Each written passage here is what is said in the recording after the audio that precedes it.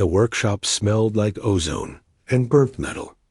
I stood in the doorway of Bay 7, watching the Vryn mechanic work beneath the belly of a cargo hauler. Her 4 arms moved in perfect synchronization, each holding a different tool, each performing a separate task with inhuman precision.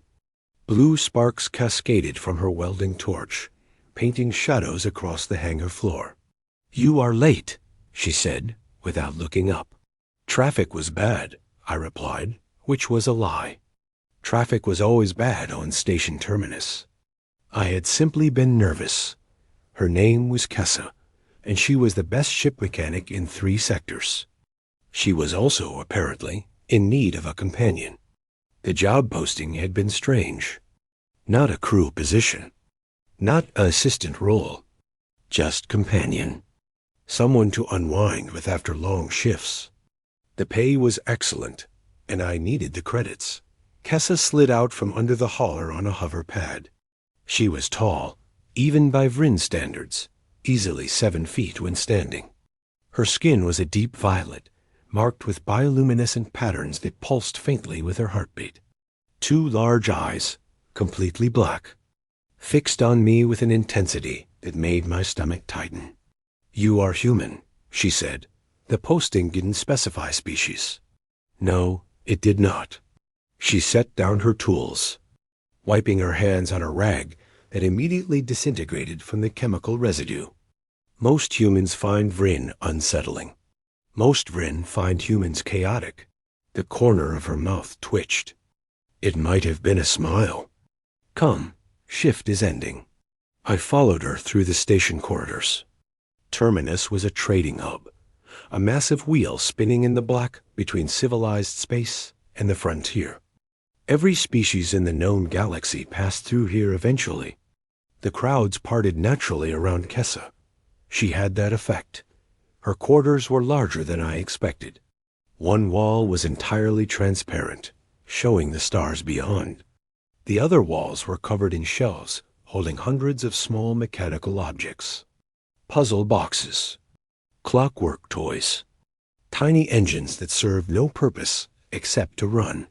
"You collect machines," I said. "I collect problems I can solve."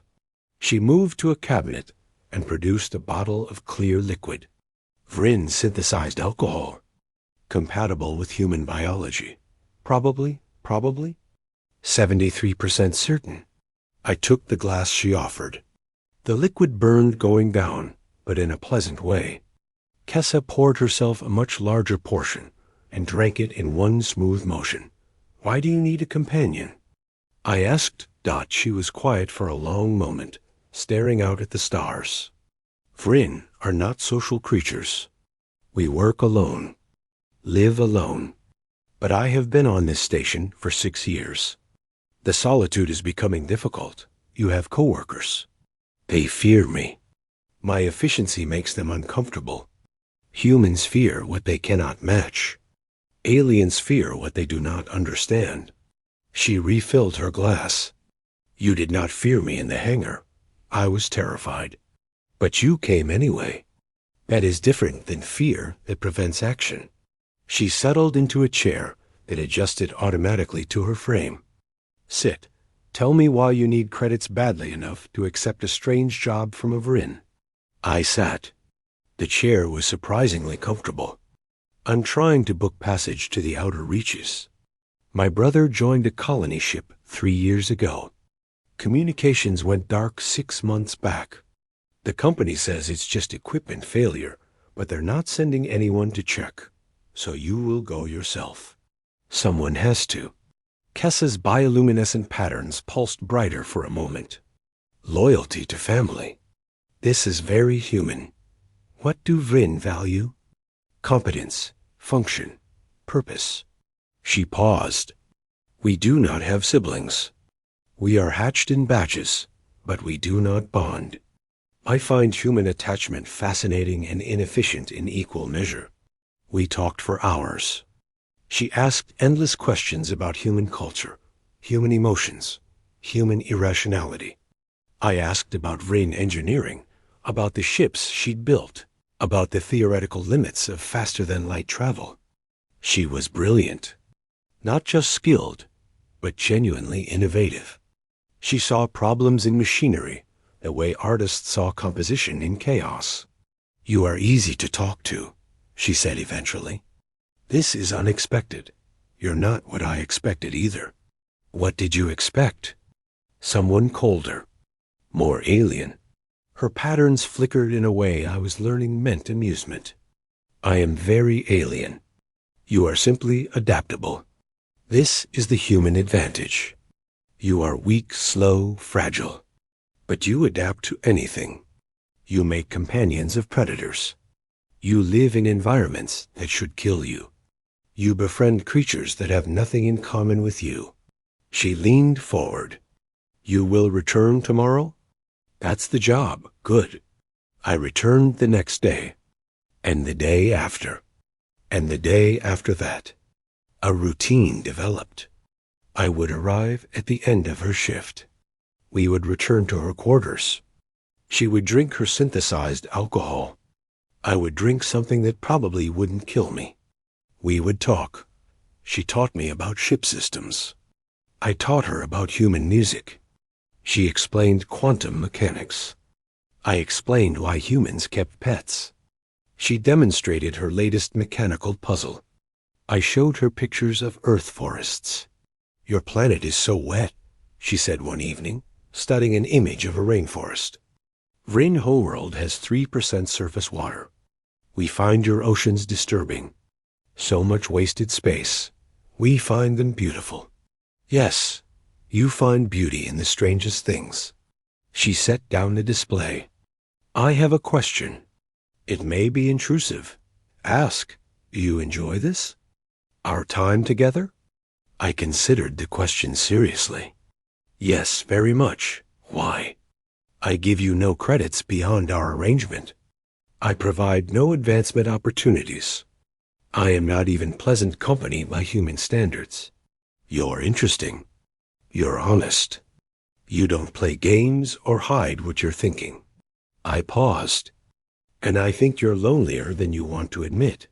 Her patterns went completely dark for a moment. Then they flared bright blue. "You are correct. I am very lonely. But I did not know this until recently.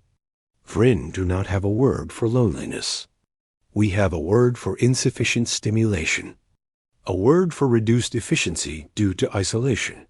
But not loneliness as humans mean it. What changed?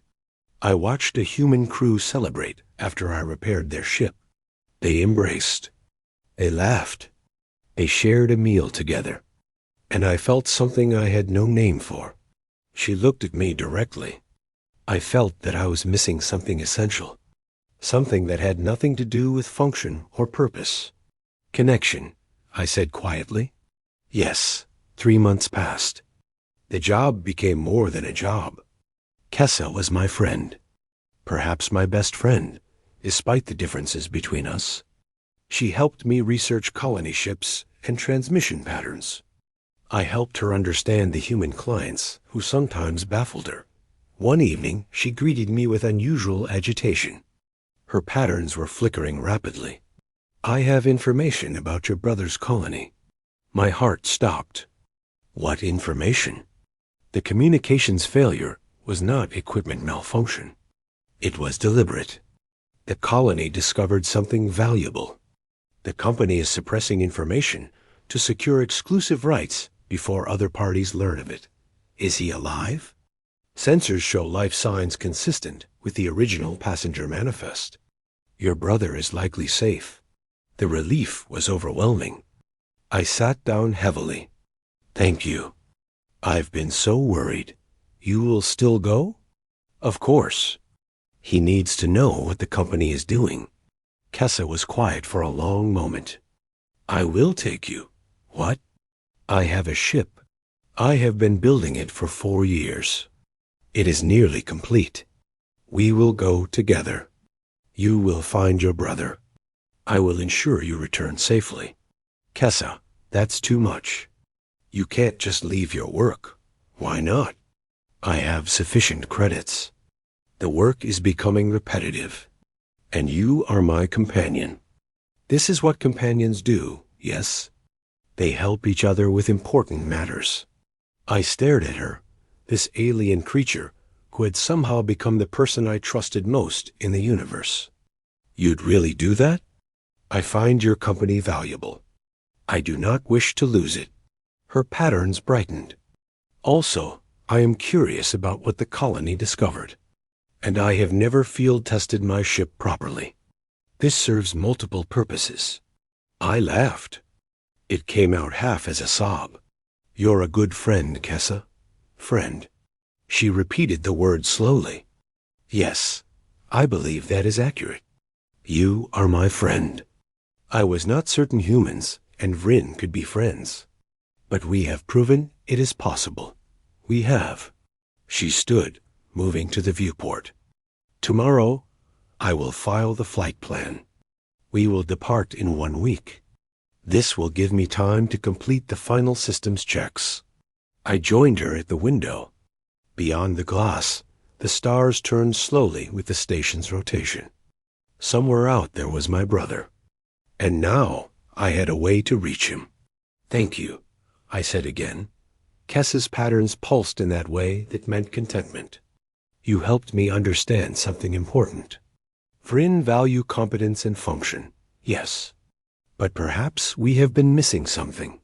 Perhaps connection serves a function we never recognized. Perhaps companionship makes us more complete. Perhaps it does. We stood together in comfortable silence, watching the stars. An alien mechanic and a human looking for his brother. An unlikely friendship forged in the spaces between worlds. But the best things often are unlikely. The best things often make no logical sense. They simply are, and that was enough.